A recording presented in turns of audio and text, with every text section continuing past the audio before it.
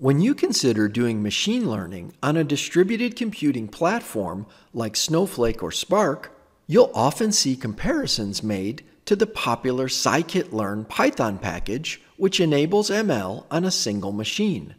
So let's look into scikit-learn first. As a general-purpose programming language, Python originally had no special support for scientific data structures or algorithms. Over the past 30 years, instead of adding general features to a language designed for numeric computing like MATLAB, Python added numeric computing features to its general-purpose language. NumPy is a library that provides Python with a multi-dimensional array data structure and methods to efficiently operate on it. SciPy is a package that uses NumPy to provide algorithms for numeric computation, like optimization, integration, differential equations, and interpolation. And SciPy is the foundation for higher-level scientific toolkits called scikits. There are hundreds of scikit packages available, but scikit-learn is the most popular. It provides implementations of many well-known algorithms for pre-processing, model training and testing, and model selection. Scikit-learn algorithms aren't implemented to be distributed. They run on a single machine because they use NumPy's in-memory arrays and SciPy vectorized algorithms. To enable distributed computation, Snowflake and Spark use data frames to spread data across many compute nodes.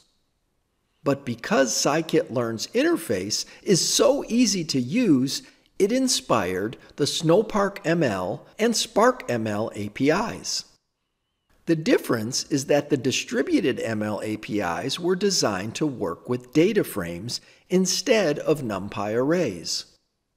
Snowpark ML is a set of Python APIs and the underlying infrastructure necessary to build and deploy ML models without transferring data in and out of Snowflake.